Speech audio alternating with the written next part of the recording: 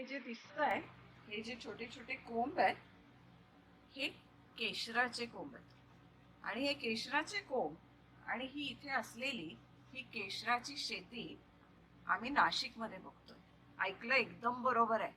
नाशिकमध्ये केशराची शेती. आश्चर्य वाटेल तुम्हाला, पण हे पॉसिबल केलंय या मनीष निकुंभ आणि त्यांच्या मिसेस या दोघांनी. ही केशराची शेती काय आहे, मला तर खरं खूप आश्चर्य वाटलं जेव्हा की मला कळलं की नाशिकमध्ये असा काहीतरी प्रयोग चाललाय की जिथं काश्मीरच तयार केलं गेलंय आणि केशराची शेती ही इथं उभी केली गेली. मनीष, नमस्कार आणि स्वागत आहे देशदूतच्या डिजिटल प्लॅटफॉर्मवर. नाही, तुमचंही स्वागत आहे. आणि पहिलं तर खूप कौतुक वाटतंय मला तुमच्या दोघांचं की हा असा प्रयोग तुम्ही नाशिकमध्ये करताय. आपण नेहमी नाशिकला एक छान थंड हवेचं ठिकाण मानतो, पण काश्मीर नाशिकमध्ये अवतरेल असं कधी आपल्याला कोणालाच वाटलं नव्हतं. हे काय आहे आणि हे खरंच आश्चर्यचकित करणार आहे. हा काय प्रयोग आहे, कसा आहे, त्याची सुरुवात कशी झाली? त्याची सुरुवात अशी झाली की काही गोष्टी माझ्याकडे पहिलेपासून अवेलेबल होत्या. जसं हा एक फ्लॅट सारखं म्हणू शकता तुम्ही. आणि मिसेसला पण टाइम होता की म्हणजे घरकाम करल्यानंतरही तिला काहीतरी करायची इच्छा होती. तसं तिने फॅशन डिझायनिंग झालेलं आहे, त्याचं रिलेटेड पण ती करते काही व्यवसाय. पण ती म्हणे मला अजून काहीतरी याच्यात पाहिजे आहे, करायचं आहे. तर मग शोधत गेलो, बऱ्याच गोष्टी अक्रॉस आल्या. पण त्यातल्या त्यात आम्हाला हे जरा बरं वाटलं, म्हटलं आपण हे करू शकतो, त्याच्या प्रोव्हाइडेड गोष्टी आपल्याकडे आहेत, सगळं काही आहे. तर तसं करत गेलो. हळूहळू 1.5 वर्षापासून याचा अभ्यास चालू होता. काही ना काही गोष्टी करत करत करत करत आपण हे अचीव केलं. बरोबर. मग तुम्ही काश्मीरला पण गेला, त्याच्यामध्ये ट्रेनिंग पण घेतलं? ट्रेनिंग घेतलं त्याच्यात. काश्मीरला जाऊन तिथे ट्रेनिंग घेतलं, प्रॅक्टिकली बघितलं, त्यांचे अनुभव घेतले. आता याच्यामध्ये आपल्याला एक ॲडव्हान्टेज हा आहे की आता काश्मीरचंही वातावरण बरंचसं बदलत चाललंय. आणि आपली जी डिमांड आहे, ऑलरेडी असं समजलं एक एक्झाम्पल, तर 100 किलो पाहिजे असेल तर प्रोड्यूस फक्त 8 ते 10 किलो होतं आज इंडियामध्ये. काश्मीरी सॅफ्रॉन जे जगात एक नंबर आहे. पण आता तिथलं क्लायमेट चेंज झाल्यामुळे तिथे पण प्रोडक्शन कमी व्हायला लागलं.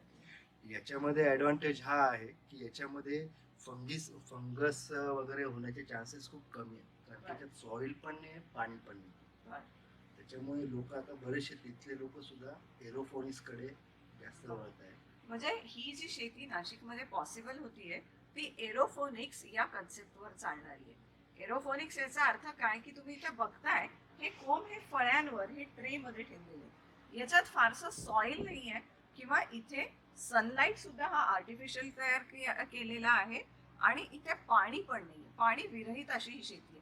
पण टोटली पाणी विरहित नाहीये, त्याला ह्युमिडिटी लागते, ती ह्युमिडिटी जनरेट केली जाते. तर ही एरोफोनिक्स शेती काय आहे मनीष, आणि ती कशी अचीव करतात? एरोफोनिक शेती अशी आहे की त्याला जे काही न्यूट्रिएंट्स किंवा जे NPK वगैरे जे लागतं ते आपल्याला ह्युमिडिफायर द्वाराच द्यावे लागतं.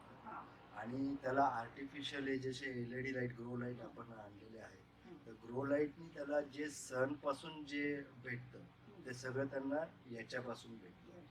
आणि याच्यात मग बरेच सायकल्स आहेत. म्हणजे पर्टिक्युलर 10 दिवसाकरता हे टेम्परेचर लागतं, पुढच्या 20 दिवसाकरता वेगळं टेम्परेचर, असे दिवसात नाही 2दा टेम्परेचर बदलावं पण लागतं. हे सगळं मेंटेन करायचं काम तुम्ही करता? हो, आम्ही करतो. पण मग आता हे सुरुवात कशी होते की हे जे कोंब आहेत हे काय आहे?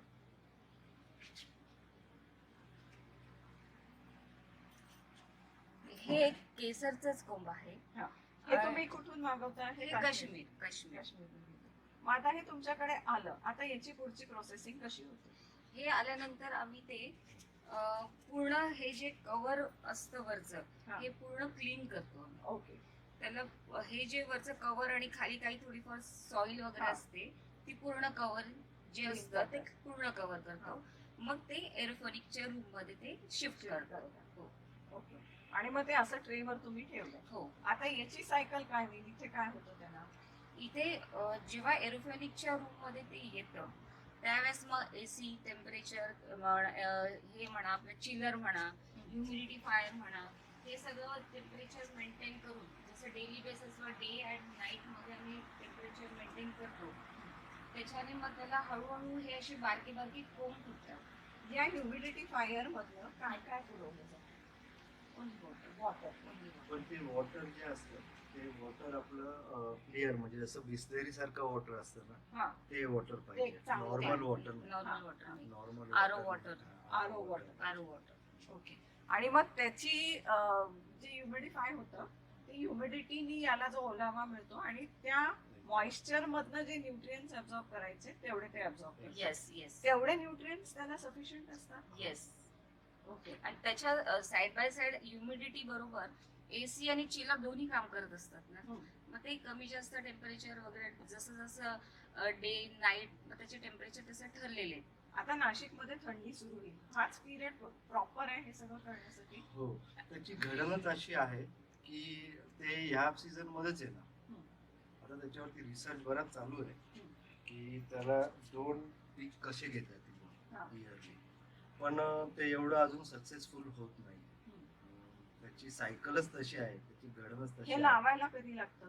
हे ऑगस्ट मध्ये त्याची साधारण सुरुवात हा. होते. मग हे इथनं क्लीन झालं आणि याला हे जे आता दिसत आहेत आपल्याला हे लीव्स वगैरे आले की मग तुम्ही ते ट्रान्सफर करणार या हो, ट्रेन. याच्यात काय कोकोपीट आहे? याच्यात कोकोपीट आणि माती माती. हा. 50-50% केलेलं आहे आपण त्याच्यामध्ये. हा. आणि त्याच्यात अजून परलाईट टाकलेलं आहे आपण, पाण्याचं Moisture. मॉइश्चर टिकून moisture राहण्याकरता हा. परलाईट पण आपण त्याच्यामध्ये टाकतो. आणि मग हे इथे आलं तर तुम्ही मला मगाशी सांगत होता की याच्यात ट्रान्सफर केल्यावर एकाचे ते 4 होतात मल्टिप्लाय. multiply. मल्टिप्लाय होतात. मग ही सायकल कुठपर्यंत असते? आता इथे आम्हाला हे मार्च छोटे छोटे पर्यंत हिरवं आलेलं दिसतंय त्याला. हे जे लिव्स आहेत ना हा. हे पूर्ण फुलणार. अच्छा. मोठे होतात पूर्ण. हा. हे लिव्स आहेत ना हा. हे पूर्ण ग्रो होणार, मोठे होणार. जेव्हा त्याची ग्रोथ थांबणार मग ते हळू सुकायला सुरुवात होणार. मग ते तो पिरियड साधारण मार्च एप्रिल पर्यंत राहणार. मग ते त्याच्यातून आम्ही काढणार. हा. मग ते स्लिपिंग मोडला जाणार बर. मे बी जुलै एंड पर्यंत. देन मग ते पूर्ण क्लिनिंग करून परत एरोफोनिक मध्ये ऑगस्ट मध्ये परत राहणार. शिकतात, जशी वर, हा. cycle. ही सायकल ही आणि मग continue. त्याच्यानंतर त्याला फुलं येणार. हो. हो ऑगस्ट याच्यात सायकल कशी उलटी आहे, पहिल्यांदा त्याच्यात प्रोडक्शन, मी तेच म्हटलं, पहिलं केसर येतं पहिले 4 महिन्यात. हा. नंतर ते मल्टिपल होतात. हा. ल्यूज वगैरे जसे आता हा. ल्यूज वाढलेले, ल्यूज वाढून मग त्याचे मल्टिपल होतात, म्हणजे ओके. एकाचे 3-4 महिने. पण हा, जे बेबी बल्ब असतात छोटी साईज ही हा. लगेच येणार नाही. याला हा. 3 वर्ष साधारण लागतात लागतात. ते ओके. परिपक्व मोठं होऊन करायला. प्रोडक्शन देण्याकरता. आणि हे याची हाईट वाढेल का? हे एवढंच नाही, नाही. याची हाईट साधारण 1 फूट थोडी वाढेलच. एवढी हो. वाढेल साधारण. साधारण 1 फूट. आणि ते खाली त्याचे 2 ते 3 झालेले असतात. म्हणजे एक साधारण एका कोंबला लसूण 2 सारखं. म्हणा 3 म्हणा 4 जसं जसं त्याचं ग्रॅमचं वजन असेल ना एका कोंबचं तसे ते मल्टिप्लाय मल्टिप्लाय. हो. आणि मग याचं प्रोडक्शन तुम्ही घेतलं आता या वर्षी काही? हो हो, प्रोडक्शन सेल प्रोडक्शन दोन्ही घेतलेलं आहे चालू आम्ही. झाले. अजून काही न करता सुद्धा अर्ध आमचं केसर गेलं, पण डबल पण लोक घेऊन गेले. घेऊन हे गेले. 15-20 दिवसातच फक्त प्रोग्रेस सांगितली. क्या बात आहे. आणि आणि ही याच्या फुलांची जी आहे जी फुलं येतात ते 15 ते 20 दिवसासाठीच येतात. त्याच बरं. वेट टाइम मध्ये त्यावेळेस चिलरने ह्या कोंबला Cold shock. कोल्ड शॉक द्यावा लागतो. बर. मग ते डे नाईट टेम्परेचर मेंटेन करून कोल्ड शॉक मध्येच ते फुलं ग्रो Grow होतात. होतात. हा. आणि एका फुलाला 6 पेटल्स असतात आणि 3 स्टिग्मा असतात आणि 3 केसरचे जे आपले धागे आहेत ते असतात. एका फुलाला 3 असतात. 3च असतात. 3च असतात. पण त्या फुलाचा भाग कुठलाच वाया नाही जात.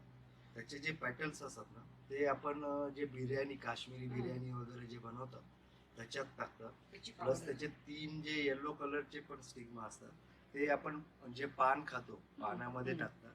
आणि केसरचा यूज तर सगळ्यांना सगळ्यांना माहिती माहितीच आणि मोस्टली कॉस्मेटिक्स साठी तर खूप कॉस्मेटिक साठी उपयोगी. तर खूप आणि medical त्याचे grade पेटल्स पण हे cosmetics. कॉस्मेटिक्स जे कंपन्याज आहेत ना त्यांना ते जास्त उपयोगी असतात.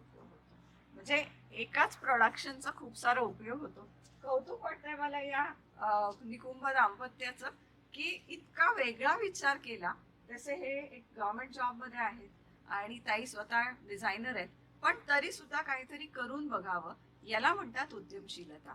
आणि ही उद्यमशीलता या तरुण वयात या दोघांनी दाखवली. आता ते म्हणतात त्यांची छोटी छोटी मुलं सुद्धा याच्यात खूप इंटरेस्ट दाखवतात आणि ते पण मदत करतात.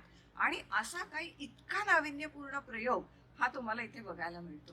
गांधीनगरच्या मागे उपनगरच्या या गोविंदनगरच्या सोसायटीमध्ये असलेली ही केशरची शेती, ही केशराची बाग बघून सुद्धा आपल्याला खूपसं हायसं वाटतंय की आता काश्मीरच फक्त केशर क्लेम नाही करू शकणार, आम्ही म्हणू नाशकात सुद्धा काश्मीरी केशर आहे आणि ते सुद्धा या दोघांनी फुलवलेलं. हा अतिशय आश्चर्यजनक प्रयोग आहे. या दोघांच्या या मेहनतीला नाशिककरांनी खूप सारा प्रतिसाद द्यावा असंच आम्ही तुम्हाला सांगू. धन्यवाद. धन्यवाद.